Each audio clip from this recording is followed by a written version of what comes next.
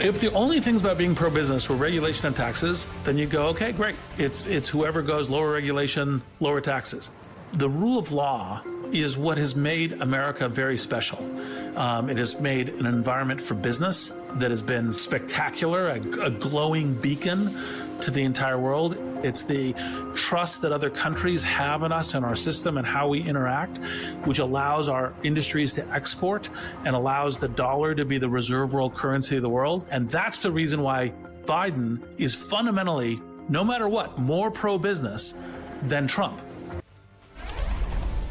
Hi again, everyone. It's now 5 o'clock in the East. Who would have thought that Donald Trump's 4 indictments, 34 felonies, and 3 civil judgments might not be so good for business after all? That was billionaire LinkedIn founder Reid Hoffman shooting down the disgraced ex-president's oft-repeated claim that he is the candidate preferred by the business community in America. Jeff Sonnenfeld, as the president of the Yale Chief Executive Leadership Institute, works with executives and speaks with business leaders every single day. In an op-ed in the New York Times, he echoes the opinion we just heard from Reid Hoffman, writing this, quote, "The reality is that the top corporate leaders working today, like many Americans, aren't entirely comfortable with either Mr. Trump or President Biden, but they largely like, or at least can tolerate, one of them. They truly fear the other.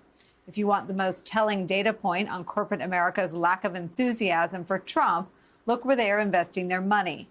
Not a single Fortune 100 chief executive has donated to the candidate so far this year, which indicates a major break from overwhelming business and executive support for Republicans.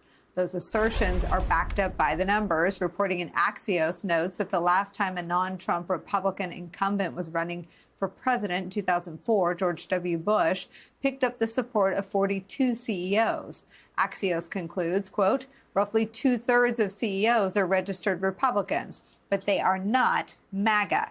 And not surprisingly, Trump's demeanor is unlikely to win them over now. During a meeting with the Business Roundtable earlier this month, Trump reportedly failed to impress the CEOs there. Several said he was, quote, remarkably meandering, end quote.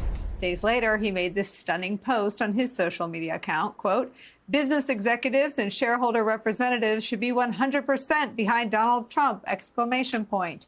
Anybody that's not should be, all caps, fired for incompetence. A blatantly autocratic position, a rather insipid one. Either support me or face the consequences, exclamation point. Which gets us back to Jeff Sonnenfeld's piece, quote, chief executives are not protectionists, isolationists, or xenophobic. And they believe in investing where there is the rule of law, not the law of rulers. It's where we start the hour with some of our favorite experts and friends. Senior Associate Dean at the Yale School of Management, the aforementioned and quoted Jeff Sonnenfeld is here. Plus, the host of the On Brand podcast, Donny Deutsch, is here. Jeff, I've been asking this question on this show for months now, and you answered it for me. Where is the business community? Just say a little bit more about, one, how they view Trump, and two, why they are largely silent about it. I'm glad you asked, and your overview explaining where we are on this issue was fantastic. I'll try to add some value on top of your opening and Donnie's insights, but you both have been longstanding heroes to me. But I will say it's incredible that no Fortune 100 CEO, this is going back over a century, going from William Howard Taft, obviously through Calvin Coolidge or Herbert Hoover or Ronald Reagan, the Bushes, of course, your friend and mine, the late John McCain and the George W. Bush. To have a break like this is incredible. The business community has always been there by at least 50% or so, roughly around there, supporting, and they don't in this candidate. They've walked away from him. Now, there were times where they, in fact, dramatically walked away in August of 2017, when equating the white supremacists with the peaceful anti-racial hostile demonstrators in Charlottesville, that the first time in American history that we saw the business community refuse a call to action by the commander-in-chief, that all these 3 advisory councils dissolved, they left and never came back. But some of the headlines that said, oh, business leaders are flocking back. No, that's false. And they had never flocked there in the first place.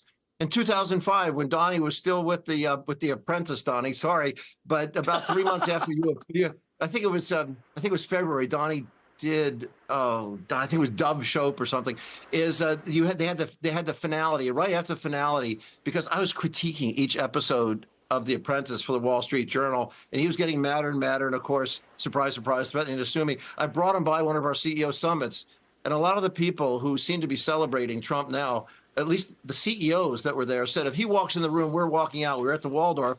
The big shots, in fact, did walk out when he walked in. They were never with him. They were never supporting him. And exactly what you said, they don't like wedge issues. They're not isolationists.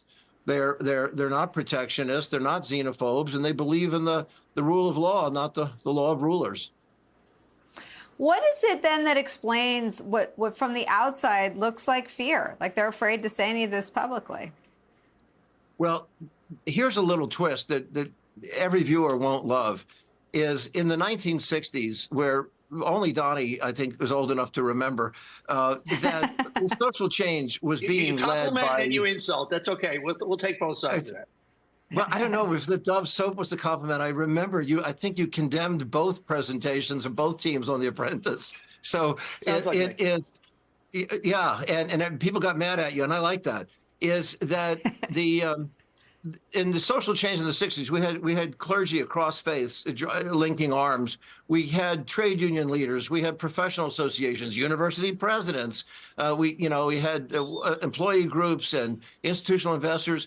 That the CEOs getting out in front, and they will again if there's a catastrophe, is they shouldn't be out there alone. They're hired hands working for these other stakeholders. So we would like to see civil society speak out in addition to the CEOs. But the CEOs, they're certainly not lining up behind Trump. And Trumpaganda is out there promoting the image that they are, which is, being gobbled up by some on the skeptical left that these CEOs aren't to be trusted. They're not behind Trump. And of course, everybody on the right is trying to say, oh, he's such a shrewd business leader.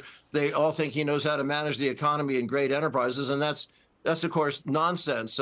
They hate his economic plans. The tariff deals, all tariffs all the time are ludicrous. They would drive up inflation enormously, at least 3%, and tank the economy at least 1% or more. And retaliatory gestures on top of that from other nations, and going 60% up against China. We wouldn't be able to afford any pharmaceuticals, auto parts, apparel, or many other critical goods, chips.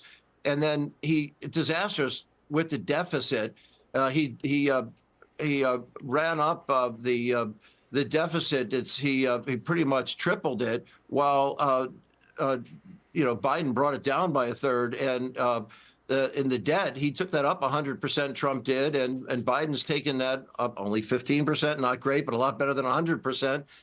And we have this incredible economic performance where we have 3.8% unemployment. I think Donnie and I were watching Bonanza the last time we had that record, and with inflation. Sorry, Donnie. In fact, you were watching All in the Family. I think it was also big that year. And then also, so was I. And also to have inflation falling. Everybody admits inflation has fallen from 7% down to say maybe 2.7% or so, which is pretty remarkable. Hey there, MSNBC fans. I'm Luke Russert, and be sure to join me, Rachel Maddow, Jen Psaki, Lawrence O'Donnell, Steve Kornacki, Joy Reid, and many more September 7th in Brooklyn, MSNBC Live Democracy 2024. Click on the link for ticket information. We will see you there.